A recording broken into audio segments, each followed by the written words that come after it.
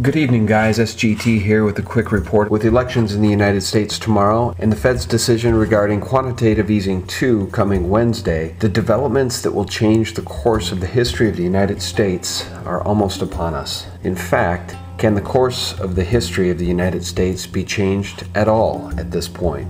Boston University economist Lawrence Kotlikoff says the U.S. government debt is not $13.5 trillion, but rather 14-fold higher, estimating it to be $200 trillion, 840% of current GDP. Now, according to this Daily Bell article, Professor Kotlikoff says the U.S. is bankrupt. Now, that comes as no surprise to those of us who are in tune with what's going on. But it might surprise you to know that Fed President Hoening declared last week that, quote, Bernanke is making a pact with the devil, and he was referring to the unprecedented decision coming this week that could change the course of history with yet a new round of Fed money printing. Now, according to John Embry, he guarantees that hyperinflation is just around the corner based on the policies of the United States government. And I think this speaks directly to the madness of the times. And when times get crazy, people turn to precious metals. Silver means money in multiple languages.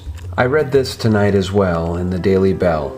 In 1750, New England was very prosperous.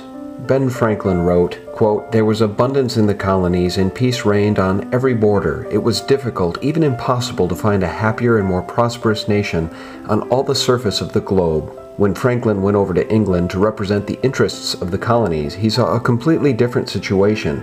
The working population of the home country was gnawed by hunger and plagued by inescapable poverty. People in London asked Franklin how the American colonies managed to have things so differently. Franklin replied, we have no poorhouses in the colonies, and if we had some, there would be no one to put in them, since in the colonies there is not a single unemployed person, nor a beggar, nor a tramp. And Franklin told them, quote, in the colonies we issue our own paper money. We issue it to pay the government's approved expenses and charities. We make sure it's issued in proper proportion to make the goods pass easily from the producers to the consumers. In other words, we make sure there is always adequate money in circulation for the needs of the economy.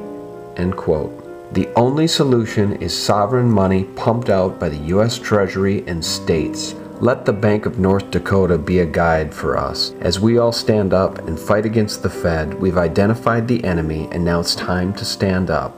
But until that time comes, when we take our country back from the criminals, remember, silver and gold is money. As Eric Sprott has said, silver is going to be the metal of the next decade, as gold was the metal of the past decade.